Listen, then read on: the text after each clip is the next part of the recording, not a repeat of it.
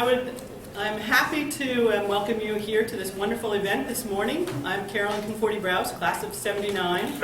I've been teaching English amongst other responsibilities at Blair for the last 25 years. And it's my honor to moderate our panel discussion this morning with voices from Sharpe House. But to begin our morning, we have a really special treat. I'd like to introduce Madeline Kling, daughter of Stephen and Debbie Kling, the classes, both alums of Blair, and she's going to start our morning ceremony. So without further ado, Maddie Kling, rising senior, softball star, leader of many different groups on campus, and get to know her afterwards. She's just a lovely, lovely credit to Blair and credit to her family.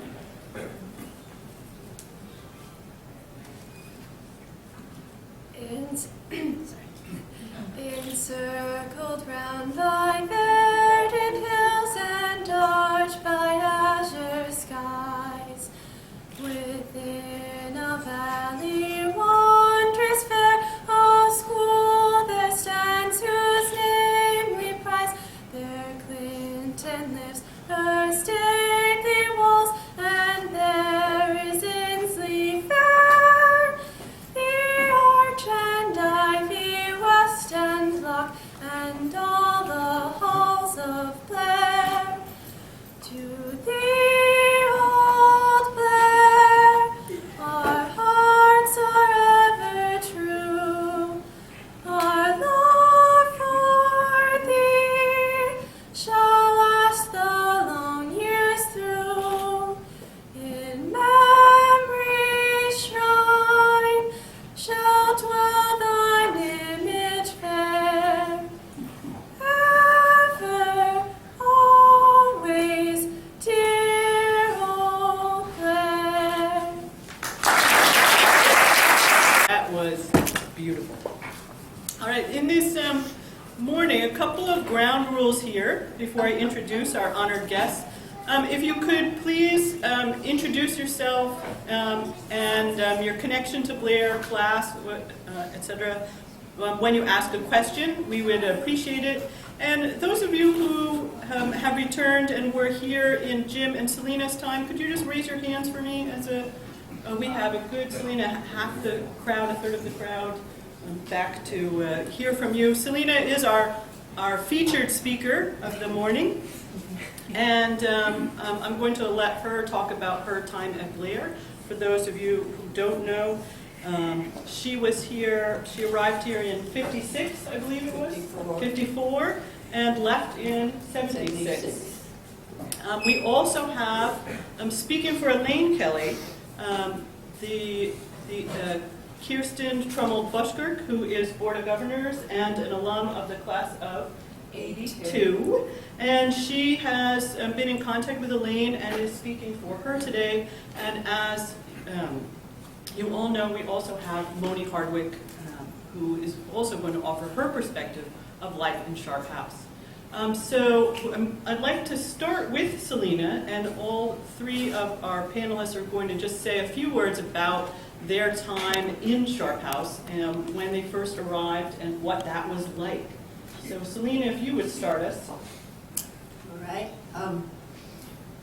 Blair in 1954 was a very different place from Blair in 2012. We arrived in the, I guess it was the 6th of July or 5th of July. I'm going to stop just for a minute. Can you all hear? Would you like me to get a microphone? Yes. We'll come around. Let's do that. Okay. Yeah, then I'll make it a little bit. But you have to hold it. Okay. Okay. Can you hear me? A little closer. All right. I'm not used to speaking with a microphone. Anyway, it was a whole another world, as my kids used to say. And I was ripe old age of 24, far and away younger than anybody on the faculty, especially an echelon of wonderful elders who were all in their 60s and 70s.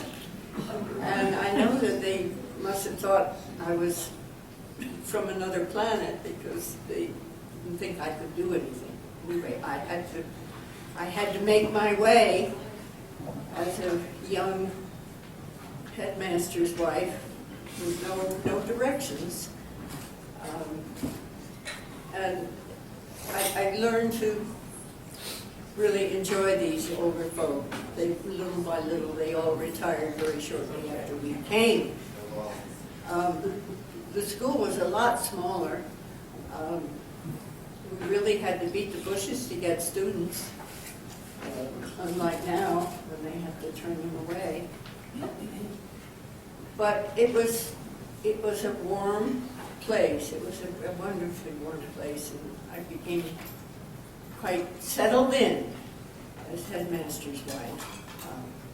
I can remember the students that over the years we had a lot of them for dinner, some for breakfast, some came and played games in the basement,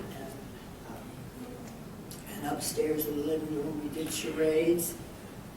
And I got to know the students before they came that first year. I had the pictures of everybody who was in school, and I memorized all the names. I did that for years, but I didn't do it forever. I quit when the school began to get bigger. But it was a wonderful time. In spite of the hardships, Blair had no money, and there was no endowment at all. I think Hetty Green had left the school $600,000, and that was it. So you can see what's happened since we left. Well, it started to grow while we were here. I remember a lot of you guys. In the class of '62, I was amazed at how many of you I could remember when the names were read off last night. I could see each one of you. I can't see you now, but I could see you then. I'm legally blind. Anyway, maybe some questions about Blair and us here. Selena, why don't we let Kirsten speak and then Monie speak, and then we'll open it up for questions. Okay, great. Okay. I actually have a rather loud voice, so I don't think I'm going to need that. But if anyone's having trouble hearing, please let me know, and I'll be happy to hold on to the microphone.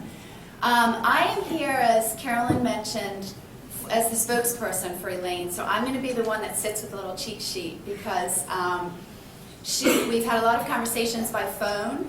Unfortunately, I know she's very disappointed she couldn't be here.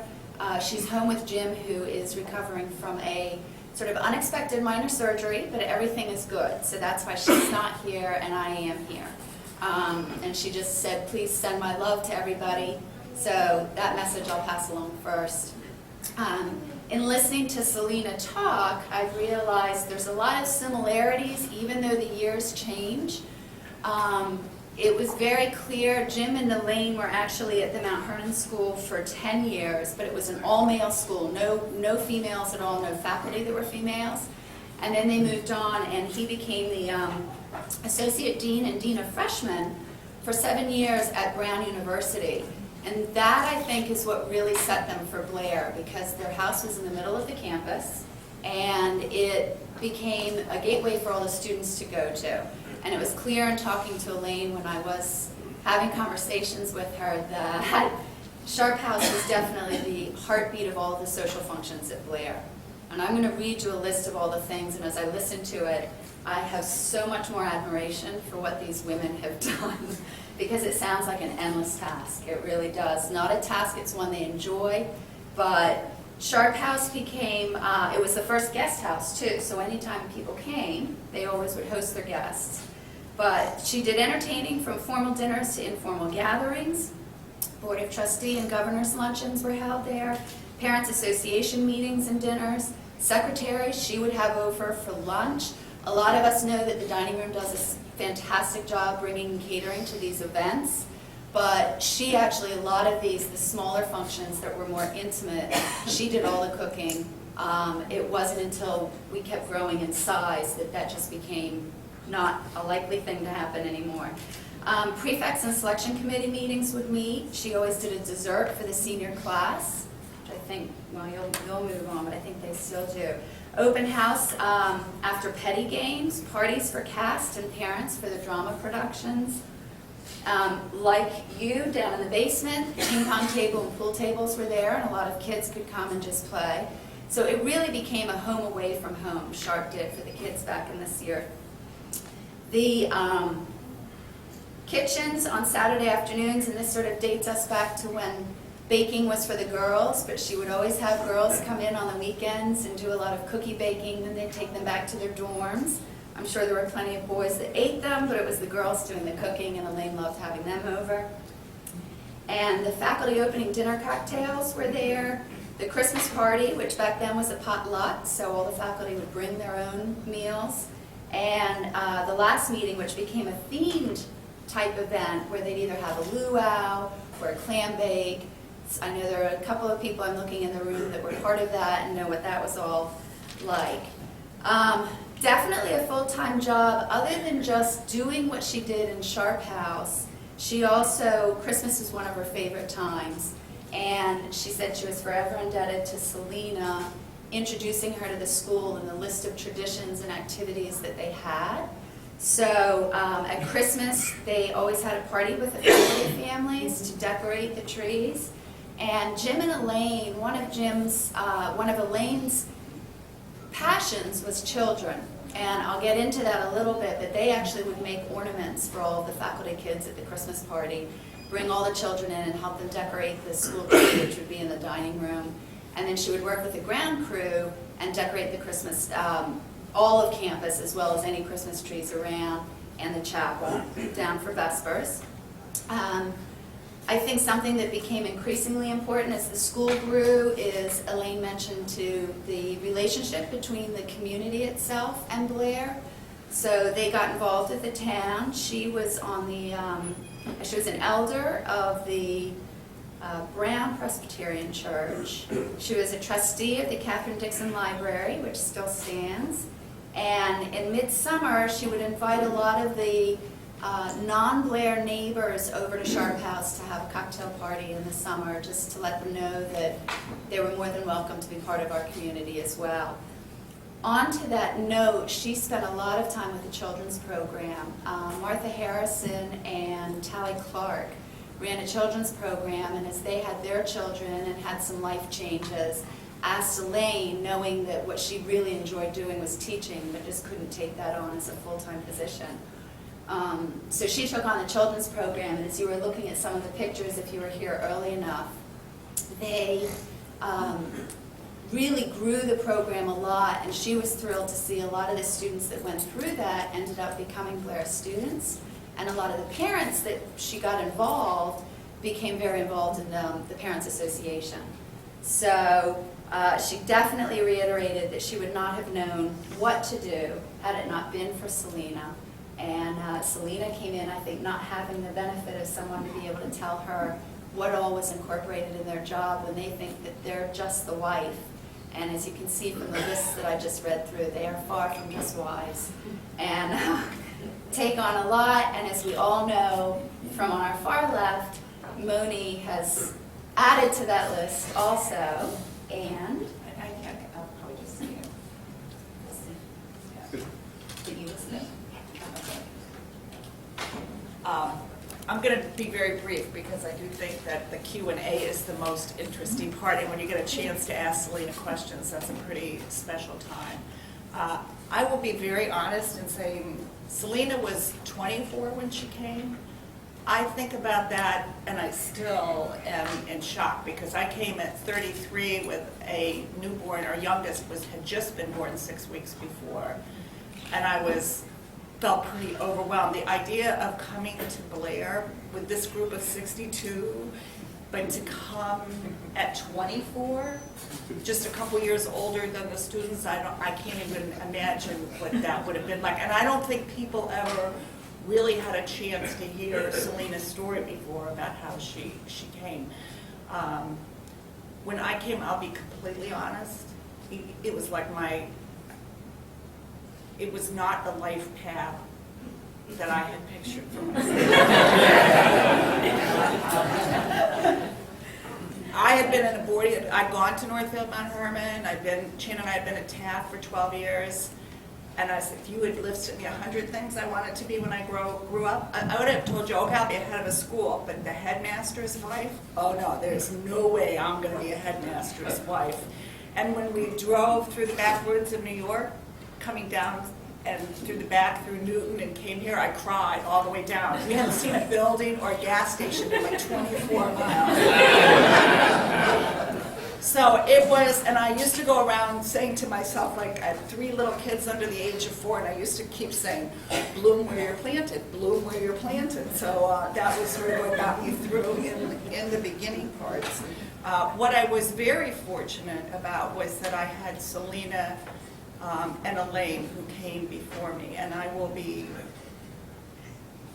very truthfully, my whole goal in life is to be like Selena as I get older, because later someone has to ask her what her days are like now, but she does yoga, she travels, she goes all over the world, has this openness to the world in the most wonderful way, and I just hope I get more like that as I get older. Elaine I got here with these 3 little kids. Elaine was so nice to my kids, and she said, I need to talk to you. So I said, oh, okay. She goes, I'm going to give you 1 piece of advice. Well, 2 pieces. She gave me 2 pieces of advice. 1, she said, you need to make sure you make friends outside of the Blair community. You need friends in town that let you get out. That's 1 piece of advice. And the second piece of advice is, don't let anybody tell you what to do. Just because I did it doesn't mean you have to do it. You have to figure out what you want to do. And that was the most liberating thing that happened for me personally, because I can promise you following Elaine Kelly was like so intimidating, because she was about 10 times nicer than I am. Every little kid in the faculty adored her. She had had all of them. When I found out that Jim made handmade wooden ornaments every year for every faculty child for Christmas, and I was like, oh gee, really? Really, that's what you're gonna, you don't see Chan making handmade wooden ornaments. That's not gonna happen. And I had always worked professionally. I had come out of Yale. I was an English teacher. I'd become director of college placement at Taft when I was only 24. I had worked all the way through my children, and all of a sudden I can remember in December someone said, well, what have you done to decorate the church? The story about decorating the church. I was like, you've got to be kidding me. I don't have a decorating gene in my body anyways. And so it took me a while to figure out what my role should be. And I am very, very grateful. We at Blair have been so lucky, because the Board of Trustees was very nice in letting me, especially as the kids got older. I joke, I've always been a utility player. I've just filled where we needed a role. So I've run the library, I've directed new teacher training, I've worked in the development office, I've done most recently strategic planning. But the trustees were really willing in a way that's pretty awkward, and our faculty is incredibly patient in letting the Chan and me muck around together. You should be in a room, like in a profession, when we have a meeting, monitors meeting, and Chan and I go to it about having different views about the school, but people have been very tolerant of letting me work here, and I've always been very grateful for that, because it's made my life and staying here for us be really wonderful. So I've just played a different role, and people have put up with that. And I think the tradition out of Sharpe House has always come in different ways, and it's so much easier now, is simply, compared to when some of you were here, it's so much more, the relationship between faculty and students is so much more relaxed now. You don't worry about having that distance between yourself and students. So kids come down to Sharpe, they just show up. Can you take me to A&P? Can we watch TV? Can we do whatever? But the entertaining's much more dispersed. Carolyn has more kids in her house in a week than I do. And I think it's just everybody kind of picks up and does that. But that relationship between kids and faculty is probably the most. Chan gets up every morning and reads the dorm report every night from what happened the night before the dorm. So he's walking around all day talking about what happened. And I think we know kids really well, but it goes way beyond Sharpe House. Now there are lots of people that help do that and pick up those roles. I'd like to just like to point out that Monie has just engaged in sort of the exercise of the headmaster's wife that is in incredible art and a beautiful trait and a feature of Elaine, Selena, and Monie, and that is to really spend a lot of time making other people, appear great and deflecting attention. So I do want to point out that for all three, I'm very happy that we are having them on a panel and honoring them in this way, because they were such wonderful women at sort of being supportive and making the people around them, faculty, students, husbands, really appear and do their jobs extremely well. And whether you want to use language like the invisible or visible hand behind the throne or anything like that, these women really made Blair a strong place. And I was fortunate enough to know Jim and Selena come in as a student, to also be a student under Jim and Elaine, and to work for Chan and Monie. And I do remember those days when Monie came in, and I do remember Lad and I visiting Taft the summer before Monie and Chan arrived to Blair. And everyone at Taft, we met the entire Taft faculty, it seemed, like, oh, Chan, oh, Monie Hardwick, oh, Chan, oh, good luck with that, oh, Monie Hardwick. And so we were, all right, what is this going to be like? Oh, every single person we met at Taft, like, oh, we're Miss Monie Hardwick. But it has been a strong place because of the three of them and the definition of Blair as community, as family, as extraordinary place really starts with Sharpe House at the center. So I want to open it up to questions. Who's got a good one for me?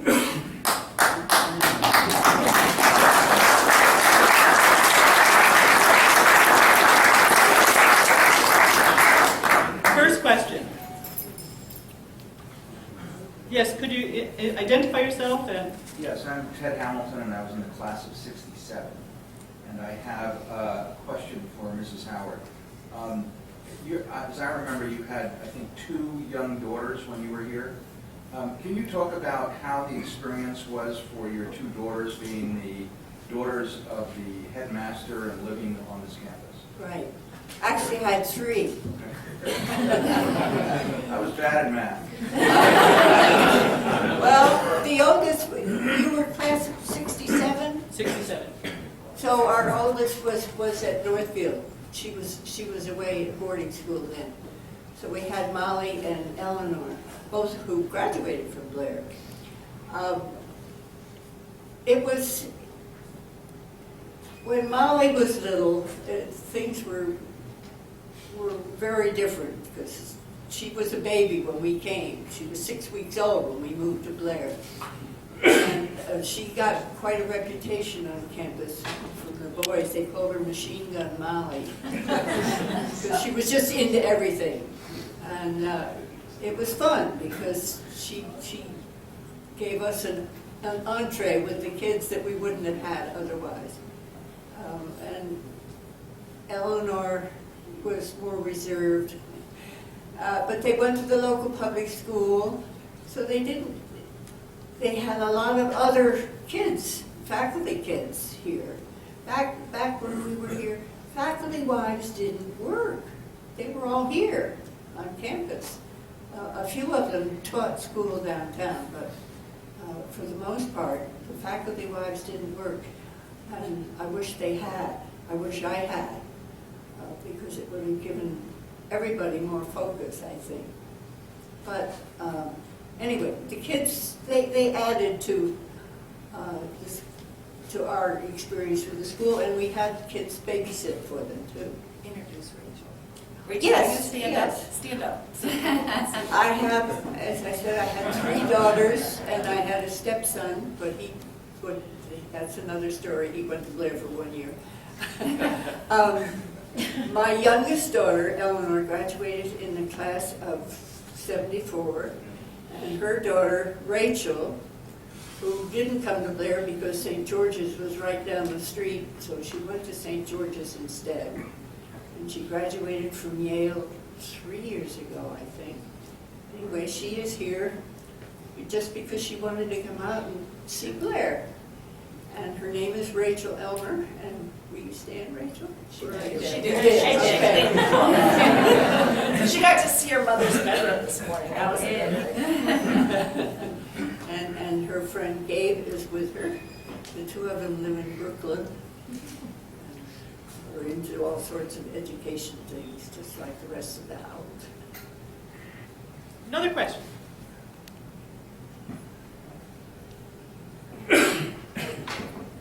Yes. Bob Walter, class of 62. I have a question for Mrs. Howard.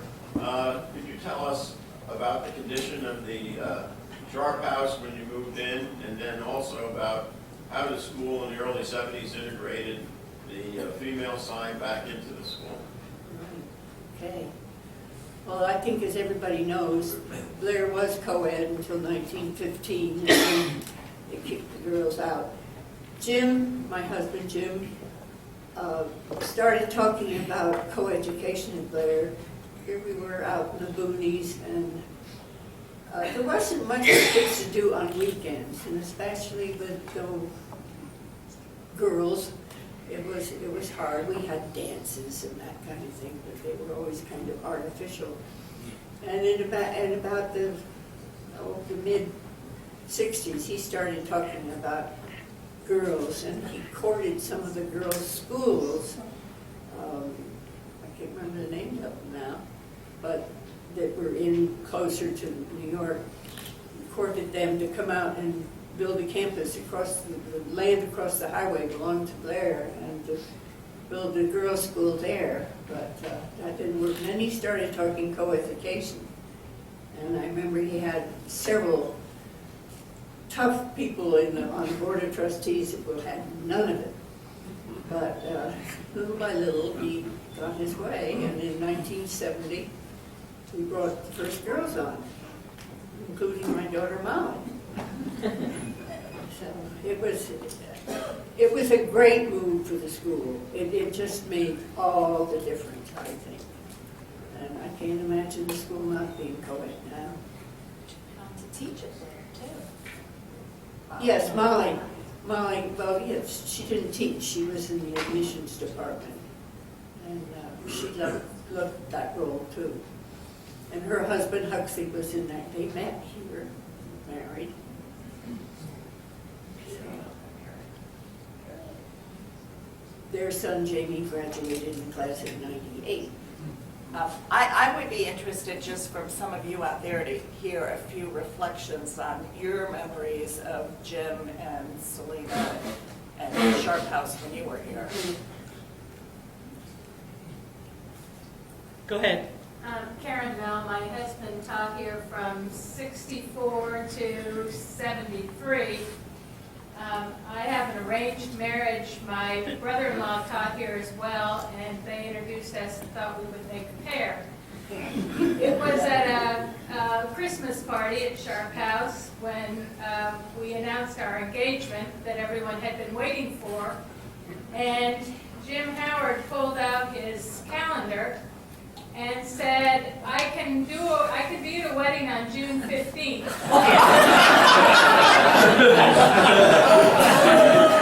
And so we were married June 15th, 1968. Our wedding was at an Episcopal church in Newton, but our reception was on the hillside of Blair in the little garden that Selena had with the benches. I don't know what shape it's in these days, but that's where the receiving line was. And we were on the hillside and made our getaway across the lawns.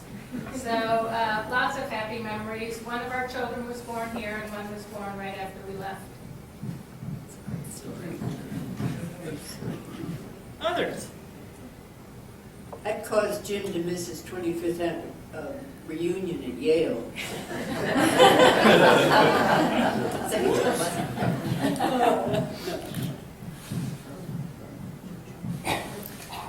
Well, one of the questions I have for all three of these ladies, and you know, answer however you can about Elaine, was one of the stressful parts of the job, because there is the job, is when you really don't necessarily agree, or you have your own vision of Blair and what's happening. How did you negotiate some of those difficult times? Because Blair is extremely strong in so many ways. There are always those rough patches. Can you talk a little bit about getting through some of the rough times?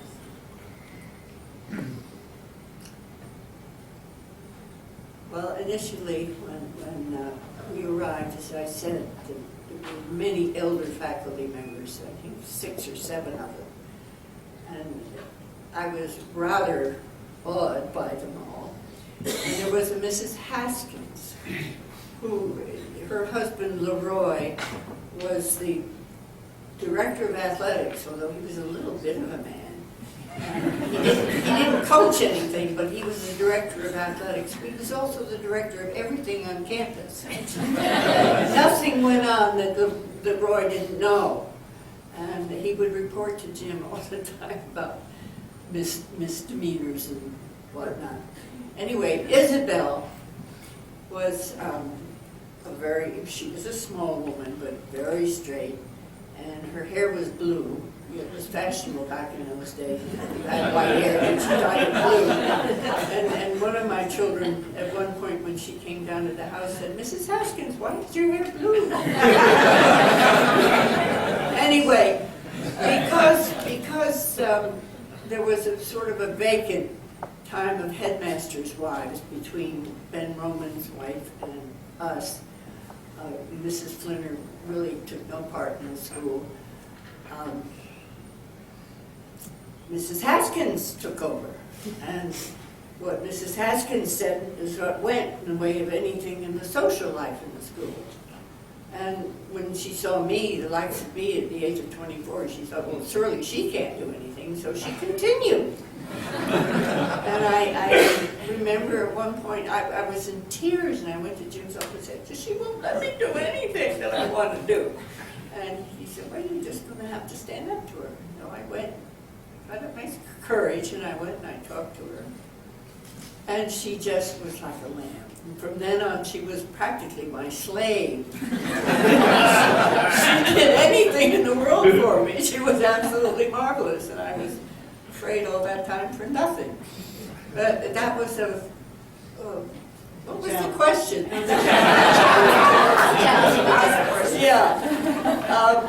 I remember a lot of challenges with disciplinary things, of course. But one time, in 1971, Molly's class, there was, many of you will remember, there was a beer party on the first tee. And some of the young faculty scouted it out, and all the kids dispersed, so nobody knew who was involved. And Jim and Ferd Martial spent the whole night walking back and forth on the living room rug in the Sharpe House. I was sure they were going to wear it out, trying to decide what to do with this class. And finally, they decided to say, either you can go home right now. They had the kids assemble at 8 o'clock in the morning.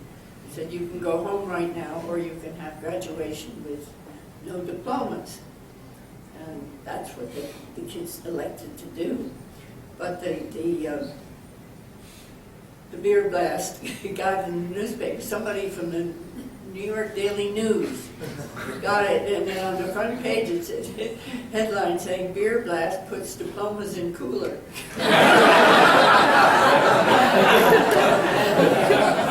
That went all over the world on AP wires. And we had communications from alumni from all sorts of places. It was amazing, but that kind of tension It happened from time to time. The tension part I can't answer because anyone who lives with us at school knows that Chan and I go at it regularly, so that would be hard to say. And most things at the end, I'm pretty good about saying, okay, you're the boss, I'll back off, and then if it's really important, I'll just keep being fairly persistent over time. But I think we try to have a professional, personal balance there somewhere. Well, it's just too good an opportunity. I have a Selena story to tell that she does not know. And then I have to tell another nice story about Selena. But when you don't know this, but the very first time that I think that I met Selena, we were having a board of trustees meeting, and Jim came down for the meeting, and I had these 3 children under the age of 4 or 5, and I was just, you know what a house looks like when you have 3 kids, and so for about a week before the trustee meeting, anytime they walked in the house, I would say, go to the basement, go to the basement. I had the whole house clean for the trustees, and we polished the silver up. And I think the last 24 hours, I wouldn't even let them eat upstairs. I just like, take your peanut butter and jelly, go downstairs and eat in the basement. I didn't look at the basement, I just kept putting, and it was a disaster. And I will actually admit, there were crusts of peanut butter and jelly sandwiches down there. So anyways, the trustee meeting came, Selena came Saturday morning, and she was sort of looking at some of the old antiques out of the John I. Blair house that are still in the house. And she very nicely turned to me, I've never told you this, and she said, I'd love to look at the basement.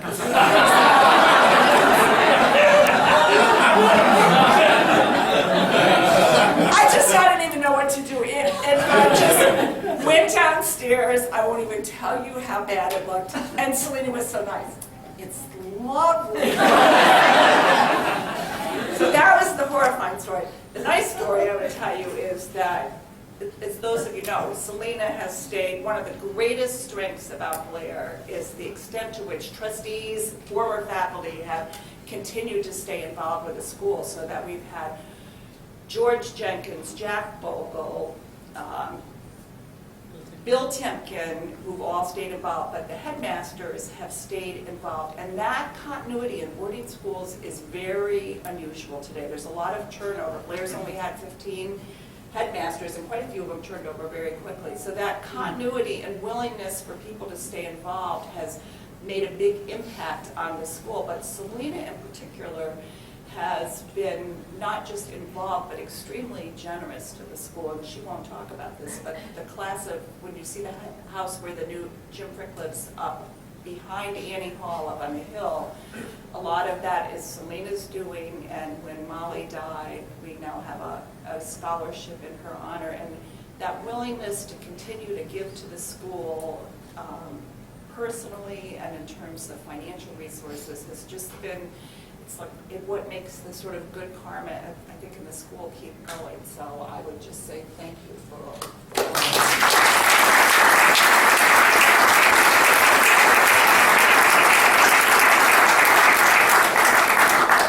Do we have a few more questions? Yes. Nancy Andrews' spouse. Were any of you interviewed during the headmaster search process? We were, Jim was John Verdery, who was an alumnus of Blair and a trustee, was the head of the search committee. And he came to Lawrenceville, where Jim was teaching, and told Jim it was his moral obligation to take the job as headmaster at Blair. Well, Jim believed him and took it. Anyway, George Dayton and Stan Rowley, and there was another of them, I think he was also the class of 15, who waited upon us at Lawrenceville. And I think they were horrified when they saw how young we were. But they came and interviewed us at length for the entire afternoon, I remember. And they left, and as they left, after a thoroughgoing overview, Bruce, who's here, I guess, heard this last night, but as they left, Jim said to them, "Gentlemen, you've not asked me about my politics." And George Dayton said, "I suppose you're a Democrat." Anyway, yes, we were thoroughly vetted by the class of 15 trustees. I have one question. I had a very short interview, but to be honest, I don't remember it very much. But I have a question because Kirsten really grew up here, and your mom was really involved in the school as well as your dad. And I'm just curious about some of your memories growing up on the Blair campus, because where did you actually live? When I was brought home from the hospital, I lived in Freeman. The only time in my life that I lived in Freeman, I would say. And then we moved to South Cottage. I remember specifically because that was really, that was at the time when there were no females. And I'm not seeing a lot of them right now, but I remember more from my early years, they were all my uncles because they were my babysitters. So there was the guy that would eat light bulbs, and when we were in Freeman, my sister and I would go running out, and we'd be like, "Do your light bulb thing, do your light bulb thing." And we were young, but it was very family oriented. I felt like it was just an extended family. I remember my mom always saying when they moved to South Cottage, it was so geared for older, and the boys had to go through our bedrooms to get to their dorm rooms, the way South was set up. No, you're Yes. making that up. No, there were no railings, and my mom was getting to the point of they're going to fall down because we were young. I was not quite 6 at that point, four then, and so that they actually moved us from South to Hillside House, which, as many of you know, is where we lived both before my dad left here, and then we were in Australia for quite a while, but when we came back from Australia, we went back to Hillside House, so that was home for me. I always felt like I had the best of both worlds, more so in the sense that I was a day student and I could get away from it when I wanted, but when the weekends were here, I could be here. I was sharing a lot of stories actually with classmates last night, some which I won't repeat here today, but it was, I think for my mom, back then, it's still, even when I was born, they still didn't let men into the delivery room. And my mom was having a little delay with her delivery, and my father was so worked up because it was the cocktail reception for this was at my sister's birth. It was the back-to-school cocktail opening reception in September. And he thought it was much more important for him to be back here at Blair, where he needed to be, as opposed to watch the birth of his first daughter. And he did end up being back there for it, but he was back here, and I forget the family. Is it the Ligners, maybe? They were here. The Ligners, and she was in the hospital at the same time, and it was her husband that came and delivered cake. So for me, to say the least, it's always been a very another home for me. And my parents, I think, did a great job. Dinner discussions, it was always, they compartmentalized it for us. I think that's very hard when you're in a boarding school setting, because as any of you know as faculty, when you live on campus, the life can take over at times, but my parents did a really good job of keeping that compartmentalized and separating it so we could feel free to talk about issues that we had at Blair, which were very few and far between, but and know that it wasn't going outside that door to other people. They had their parent role and they had the faculty and mom role. So. One woman that I'm sure many of you remember who was important to both Selena and to me, we had in common, we shared, who bridged both of the times we were here, was Joan Marthiel. I'm assuming you remember Joan as well as Ferd, but I think that's probably one of the biggest and nicest changes in the school. Joan was she in East Hall when you all were here? For many years she lived in East Hall. And when I first met her, Ferd and Joan really welcomed us to the school and took us out to meet all the alumni in the beginning.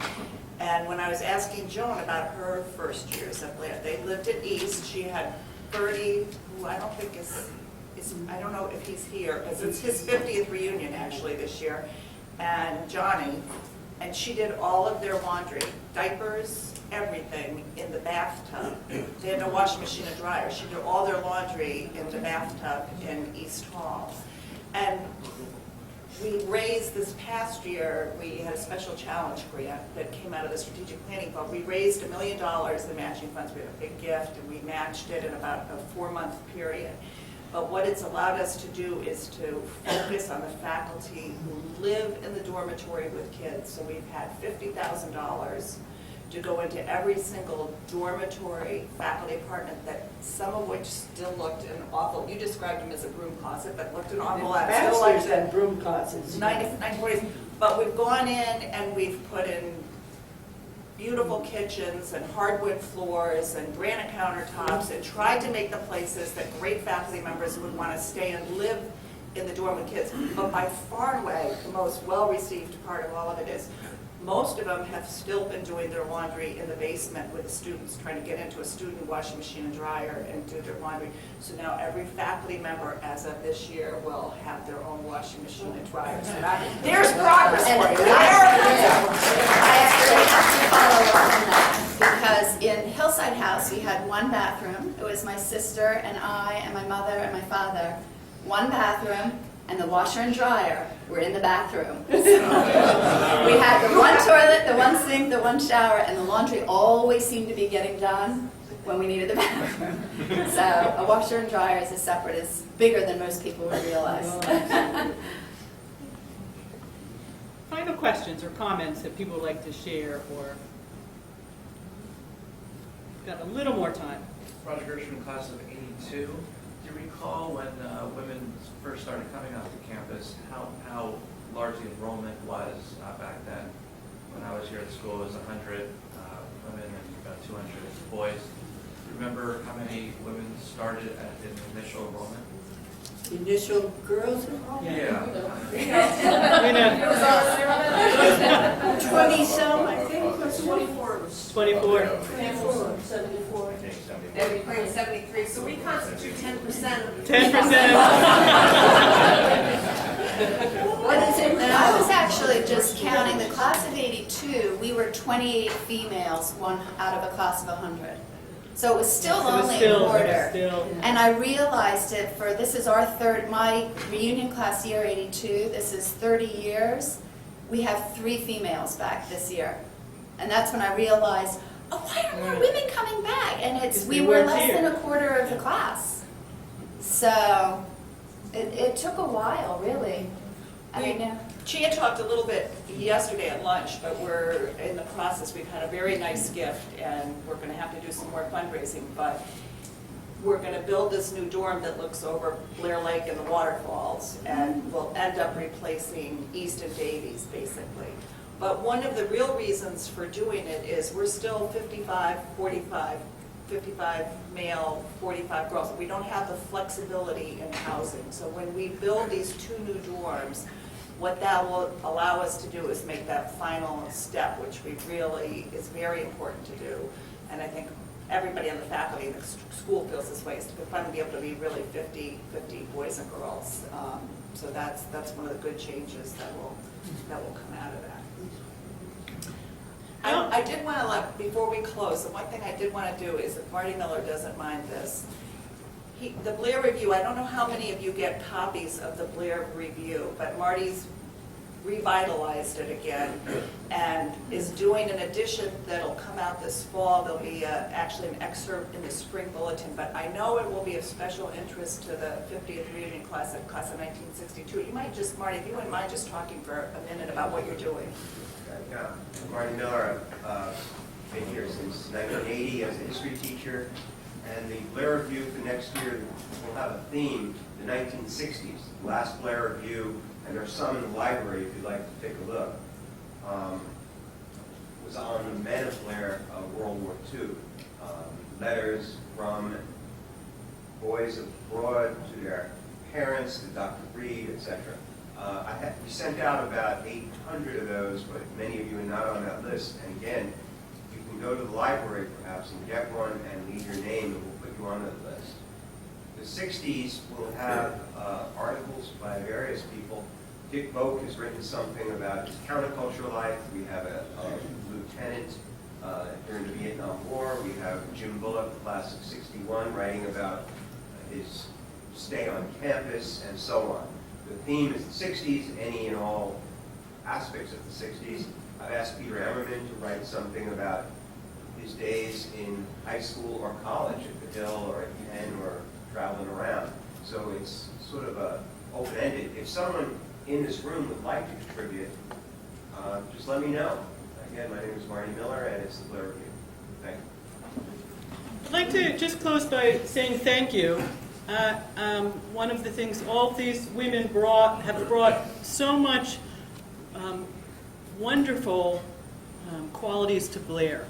And Selena, I remember as a freshman at Blair, and you're right, there were so few girls here, but even as a 9th grade girl, I remember all of my friends, we looked up to Selena. She was so elegant and interesting and mysterious and sort of celebrity status.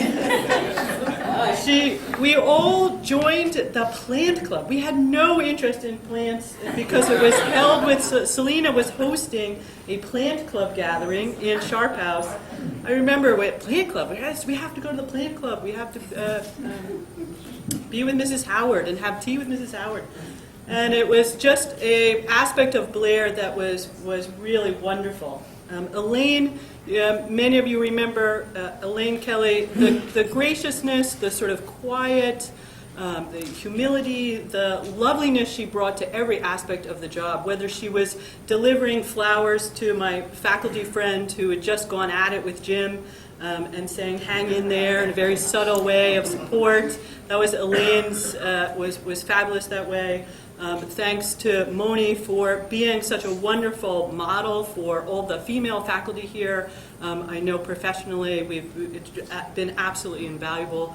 But for all of their work, let's give them a round of applause and a thank you.